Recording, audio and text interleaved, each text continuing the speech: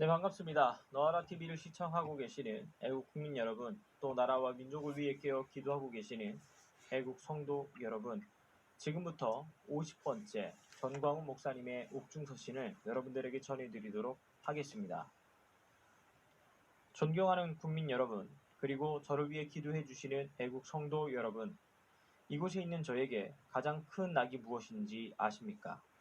그건 바로 여러분들께서 보내주시는 편지를 하나도 빠짐없이 꼼꼼히 다 읽는 것입니다. 지금 중국 바이러스 문제로 개인 면회는 막혔습니다. 그러나 중국 바이러스도 여러분들이 보내주시는 편지와 인터넷 서신은 막지 못했습니다. 오늘은 여러분들이 서신을 통하여 물어보신 것에 대답을 하겠습니다. 첫째, 왜 목사님은 복음 운동만 하시지 애국 운동을 하다가 감옥에 갔느냐는 물음에 대한 대답입니다. 복음 운동과 애국 운동은 다른 것이 아닙니다. 하나입니다.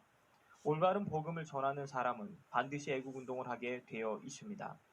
일제 시대에 올바른 복음 운동이 반드시 독립 운동과 하나였던 것과 꼭 같습니다. 북한이 왜 김일성 소나기에 들어갔는지 아십니까? 이것은 북한을 대표하는 김익두 목사님의 실수 때문이지요.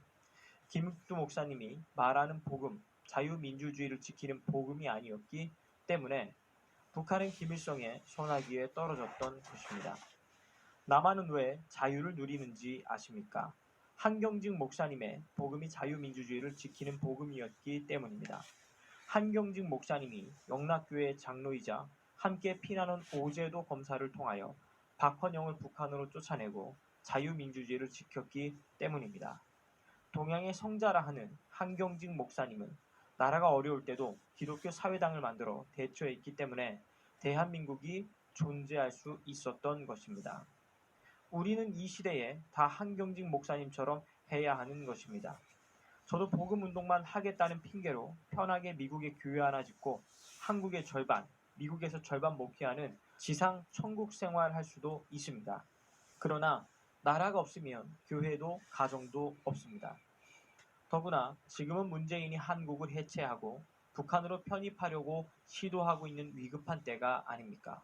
복음 운동과 애국 운동은 하나입니다.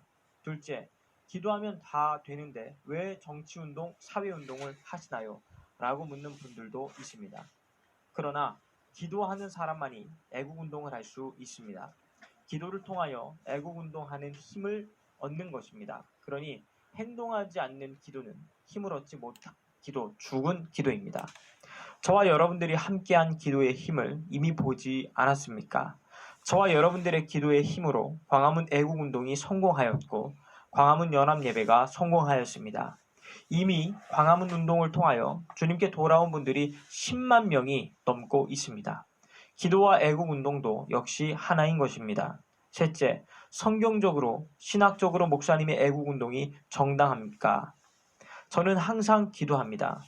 제가 주님보다 더 성을 내고 있는 것은 아닌지 확인하기 위해서 기도합니다. 그리고 변함없는 답을 얻습니다. 지금 주님도 저와 같이 화가 나 계십니다. 따라서 여기에 대해서는 당연히 이렇게 하는 것이 성경적입니다. 신약의 바울도 구약의 선지자도 다 이렇게 하였고 특히 종교개혁자 루터, 칼빈, 쯔빙글리, 존 낙스 그리고 화란의 최고의 신학자 아브라함 카이퍼도 저처럼 하였습니다.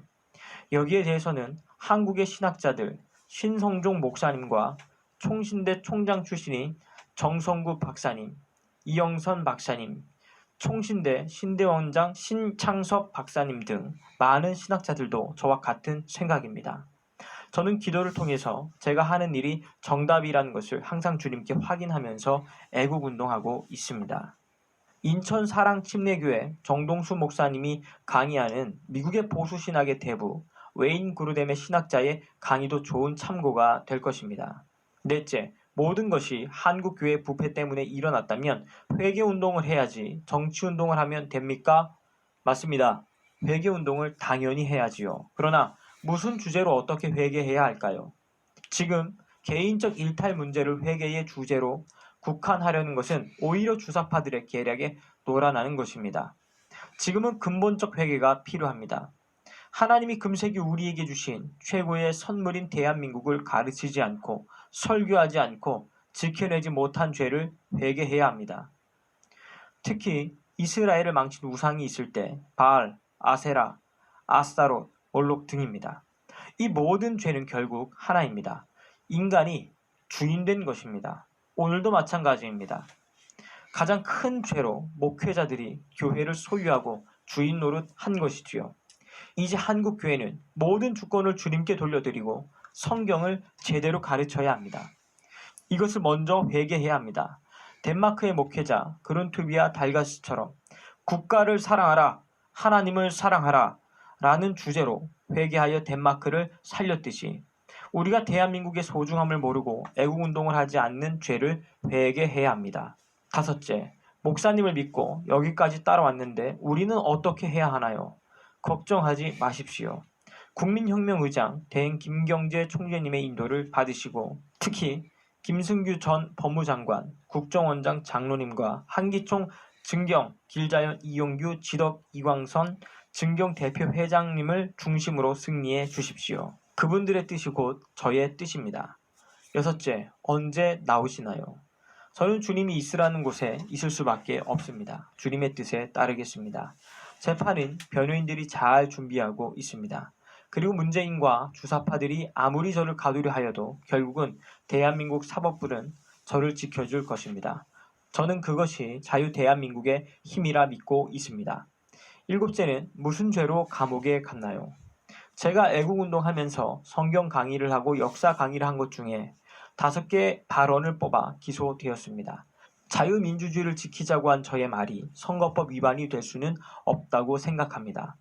그리고 저의 역사 강의는 1945년 히로시마의 원자탄이 터진 후에 한국은 이승만을 선택했고 북한은 김일성을 선택해서 지금의 북한과 자유 대한민국이 되었다는 것을 말하고 있습니다. 특히 주사파들의 역사 사기에 대해서 저는 말해왔습니다. 첫째, 해방 후 오키나와에 있던 미군이 한국을 식민지화하려고 주둔했다는 거짓말과 둘째, 미군 때문에 나라가 갈라졌고 6.25가 일어났으며 군대 안 가도 되는 젊은이들이 군대를 가게 되었다는 거짓말에 대해서 말해왔습니다.